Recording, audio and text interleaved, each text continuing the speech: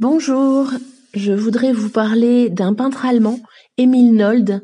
Je trouve son parcours artistique particulièrement intéressant, surtout en ces temps de confinement. Vous verrez pourquoi.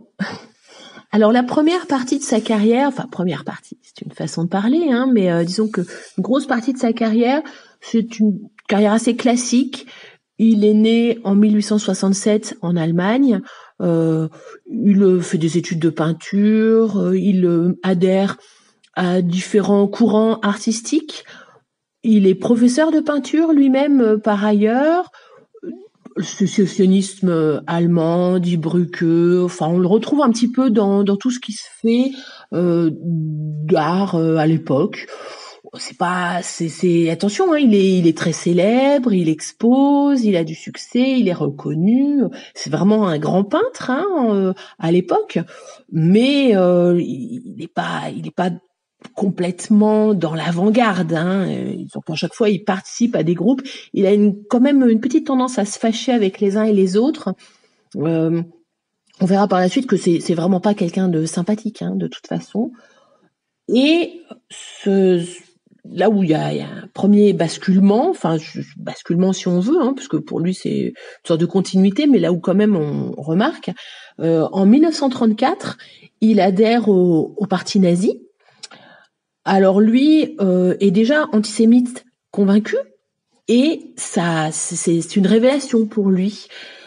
Très rapidement, il devient une figure de proue des courants artistiques nazis. En fait, il est très apprécié par Goebbels, qui même accroche, je crois, chez lui certaines de ses peintures. Et puis, en 1937, patatras, Rosenberg le critique, parce qu'en fait, il trouve que son art n'est pas assez positif. Emil Nolde, c'est tout à fait l'expressionnisme allemand, qui n'est pas du tout du goût du parti à ce moment-là, qui veut un art héroïque, très positif. Forcément, il s'agit de galvaniser le peuple, l'armée. Là, on veut plus du tout d'expressionnisme. Du coup, il est mis à l'index au départ, et puis alors lui, il s'entête, il comprend pas du tout pourquoi, évidemment. Jusque-là, il était tout à fait au sommet, puis là, boum, donc il voit ça plutôt comme un problème de relation. Donc il essaie de faire jouer ses relations, mais ça va de mal en pis pour lui. Et finalement, une grande partie de ses œuvres sont brûlées en même temps que d'autres peintures, dites dégénérées. Et lui-même est assigné à résidence. Donc il est enfermé chez lui, il n'est pas en prison, avec interdiction absolue de peindre. Et après-guerre, il fera un peu valoir que finalement lui aussi est une victime du parti nazi, alors que, encore une fois, c'était plutôt un potentat déchu qu'une victime. Enfin bon, si bien qu'il ne sera pas particulièrement inquiété, il sera même plutôt réhabilité, et il continuera de peindre et d'exposer jusqu'à sa mort en 1956, je crois. Vraiment, la période qui m'intéresse chez lui, c'est celle qui commence finalement lorsqu'il est assigné à résidence. Alors donc en 1941, il est enfermé chez lui, il a plus du tout de matériel puisque tout lui a été confisqué. Il réussit par des amis à se faire, à se procurer du papier, mais alors c'est du papier de très mauvaise qualité, très petit. Alors ce ne sont pas des feuilles d'imprimante évidemment à l'époque, mais enfin c'est à peu près l'équivalent. Et un petit peu de peinture, de gouache, mais alors vraiment la gouache basique qu'ont les petits enfants à l'époque. Il a un matériel totalement déplorable, et puis lui-même préfère peindre sur de tout petits supports parce que il a très peur d'être découvert, puisque là il a vraiment une interdiction formelle de peindre. Et si bien que il peint sur de tout petits formats, A4, A5, et il cache au fur et à mesure ses peintures dans sa cheminée. Ainsi, si jamais la milice débarque, il peut mettre le feu, bouf, d'un coup, et tout faire disparaître. Bon, alors ça n'arrive pas, en fait. Et puis, comme ça, donc, il peint à longueur de temps chez lui, avec des conditions matérielles vraiment très, très, très, très primaires. Et finalement, de ces conditions de confinement, de restriction de matériel, naissent un style tout à fait propre.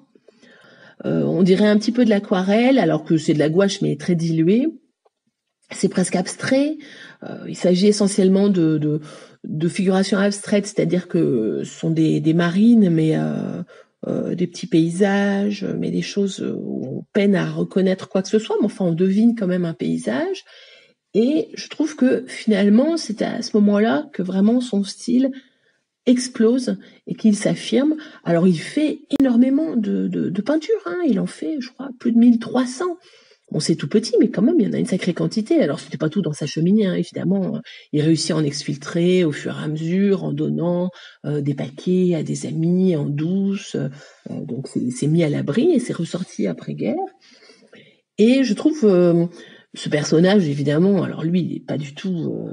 il est pas inspirant, hein, mais cette période peut donner des idées. Ça montre qu'en tout cas, même avec peu de moyens, peu d'échanges, on peut essayer de profiter de cette période pour trouver sa voix, son style. Et voilà, donc c'est pour ça que je trouvais que c'était le bon moment pour se pencher sur l'existence et surtout sur ce moment dans la carrière artistique d'Émile Nolde. Voilà, j'espère que cette vidéo vous aura plu, que vous trouverez l'inspiration, votre voix.